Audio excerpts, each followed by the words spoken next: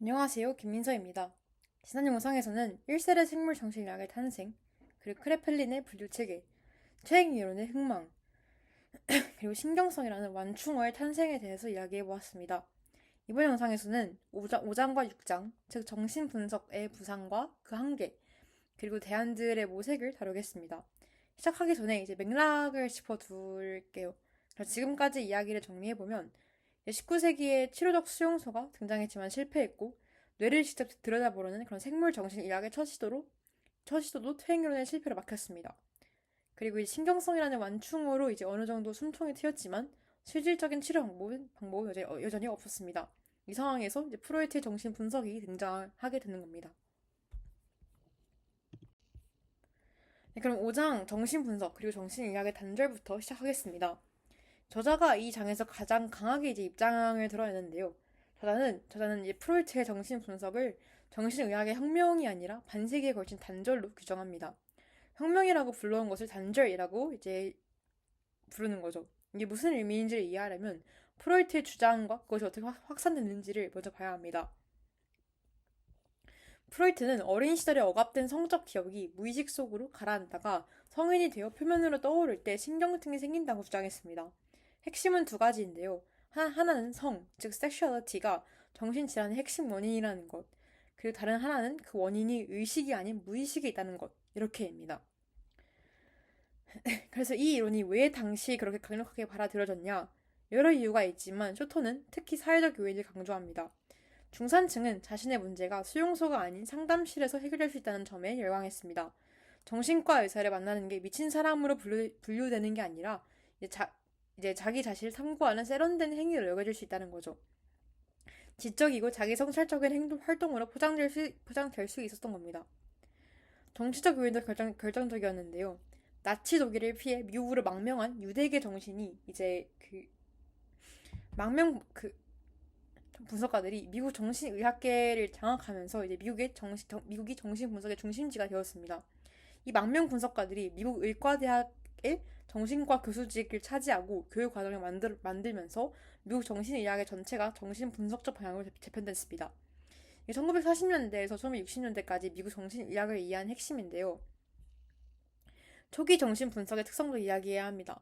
초기 정신 분석가들은 끈질기게 환자에게서 성적 주제를 지절했습니다. 모든 증상의 뒤에는 억압된 성적 기억이 있다는 전제로 치료를 진행했습니다. 이게 이제 그 치료 과정에서는 때론 치료자가 원하는 방향으로 기억을 구성하는 문제를 낳기도 했습니다. 또 정신 분석이 정신의학계에서 어떻게 받아들여졌는지도 복잡한데요. 성이 정신질환의 원인이라는 주장에 대한 회의론이 있었습니다. 그리고 정신의학의 주 연구 대상이 정신증에서 신경증으로 전환되는 것에 대한 교수진들의 반감도 있었습니다.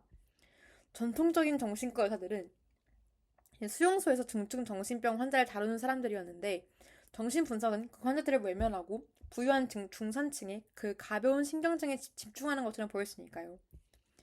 정신분석의 첫 번째 승인 1940년대에서 1960년대인데요. 이 시기에 정신증을 정신분석으로 치료하려는 시도들이 활발하게 이루어졌습니다.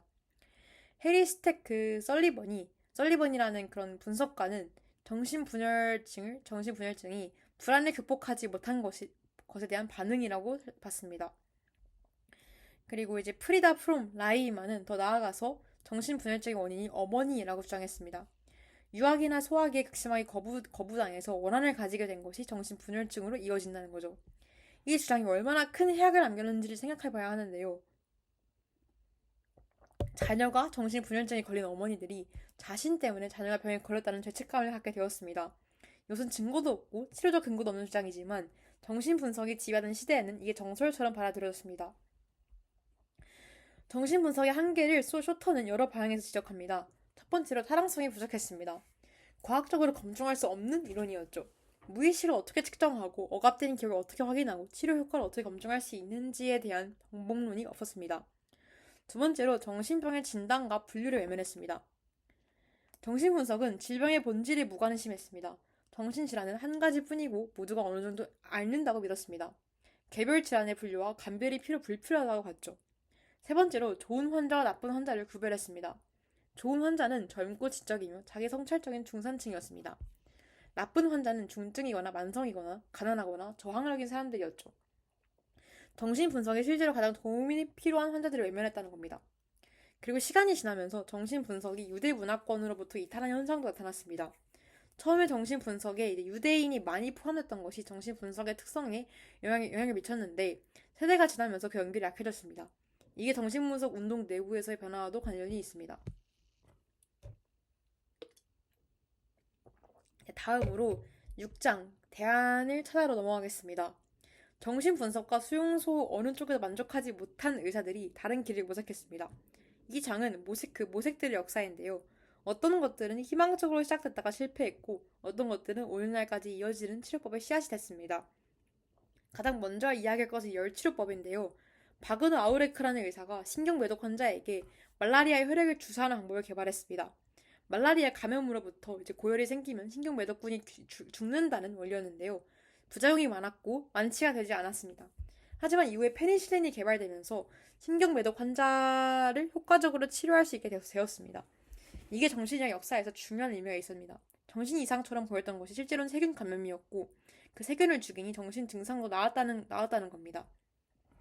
생물학적 원인과 생물학적 치료 연결이 실증됐습니다. 그리고 약물 치료 역사도 이 시기에 시작되는데요. 19세기 후반은 이제 알칼로이드 시대라고 불리는데 다양한 화학 물질들이 일시적 효과를 나타냈지만 근본적 치료가 되지는 않았습니다. 그리고 진정제 개발이 이어지죠. 클로랄, 브로민, 이후에 이제 베로날, 루미날로 이어지는 수면제 개발 역사입니다. 맥리오드의 수면 연장 치료는 이제 브로마이드를 사용해서 환자를 이제 오랫동안 자게 만드는 방식이었습니다. 나중에는 바르비투르산 계열 약물을 사용한 수면 연장 요법이 사용됐습니다. 또 충동요법이 있는데요. 뇌에 전기 자극을 주어 경련 발작을 유발하는 방법입니다. 처음에는 장뇌 주사로 경련을 일으키는 그 메두나 치료법이 있었고 이후에 전기로 직접 자극하는 전기 충동요법 ECT로 발전했습니다. ECT는 완치법이 아니지만 증상을 완화하는 효과가 있었습니다. 특히 심한 우울증에 효과가 관찰됐고 오늘날에도 제한적으로 사용되는 치료법입니다. 또 이제 인슐린 혼수요법도 이 시기에 등장했는데요. 인슐린을 대량 투여해서 혈당을 극도로 낮추고 혼수 상태를 유발하는 방식이었습니다. 하지만 치사율이 높았고 치료 효과도 불분명했습니다. 지금의 눈으로 보면 이제 위험하고 비인도적인 치료법이지만 당시에는 적극적으로 시도됐습니다. 또 뇌엽 절제술은 이 시기 정신의학의 가장 어두운 페이지 중 하나인데요. 뇌 전두엽 일부를 절제하는 술입니다. 일부 환자에서 극심한 흥분이나 공격성이 줄어드는 효과가 있었지만 동시에 성격 변화, 감정 둔화, 그리고 인지 기능 저하 같은 심각한 후유증을 남겼습니다. 이 수술이 광범위하게 시행되면서 정신의학의 이미지가 크게 나빠졌고 반정신의학 운동을 불러일으키게 되는 계기가 되었습니다. 반정신의학 운동을 잠깐 짚어야 하는데요. 뇌엽 절제술의 경우 이제 뇌엽 절제술의 남용, 강제 입원, 비자발적 치료 같은 그런 정신의학의 어두운 측면에 대한 반발로 1960년대 반정신의학 운동이 일어납니다. 토마스 사즈는 정신질환이라는 개념 자체가 신화라고 주장했습니다. 정신질환은 실제하지 않고 사회적 통제 수단이라는 거죠. 이 운동에 과장된 측면이 있었지만 정신의학이 스스로를 돌아보게 만드는 중요한 역할을 했습니다. 사회정신의학도 등장도 이 시기에 이루어지는데요. 정신병은 유전자나 어린 시절의 경험 때문이 아니라 환자가 현재 처한 잘못된 인간관계나 환경 때문이라는 관점입니다. 그리고 이 관점에서 치료도 달라지는데요. 출퇴근이 가능한 납병원과 정신과 외래가 생겼고 집단치료와 가족 돌봄제 같은 개방형 치료가 시도됐습니다. 환자를 수용소에 가두는 대신 한 사회 속에 생활하면서 치료받게 하는 방법이었습니다. 영국에서 특히 이제 2차 세계대전 이후에 이 방향의 개혁이 강하게 이루어졌습니다. 개방형 수용소도 이 시기에 등장하는데요. 환자가 자발적으로 입원하고 퇴원할 수 있는 방식입니다. 강제 감금이 아니라 자발적 치료라는 개념이 도입했습니다. 환자를 퇴원시켜서 일종의 가족형 돌봄 공동체를 보내는 시도도 이루어졌습니다. 그룹 정신 치료도 이 시기에 발달했죠. 이 장 전체를 읽으면서 보이는 패턴이 있었는데요. 효과적인 치료법이 없는 상황에서 의사들이 할 수 있는 것들을 찾아 시도하는 과정이었습니다. 어떤 시도는 오히려 해를 끼쳤고 어떤 시도는 나중에 이제 발전할 수 있는 씨앗이 되었습니다. 뇌엽 절제술은 전자의 예이고 ECT와 이제 개방형 치료 방식은 후자의 예입니다. 그래서 이 두 장을 이제 지난 책들과 이제 연결해보면 일곱 괴물이 사는 마음에서 레슈차이너가 이마엽이 충동을 조절하는 역할을 한다고 이야기했습니다. 뇌혈결제술이 바로 이 이마엽을 절제하는 수술인데요. 이제 그 충동 조절에 어려움을 겪는 환자들이 충동을 줄이기 위해서 이마엽을 자르는 거죠.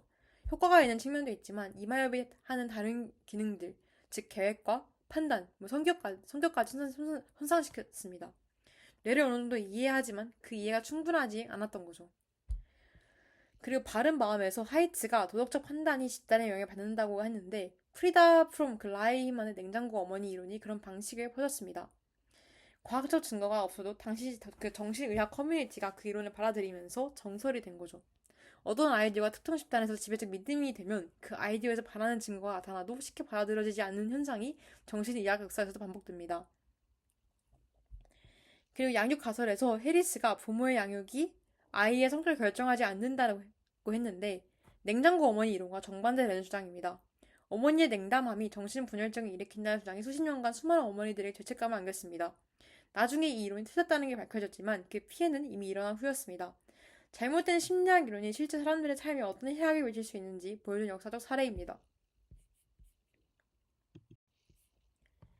네, 이번 영상에서는 정신분석의 부상과 한계, 그리고 대안들의 모색에 대해서 이야기해보았습니다.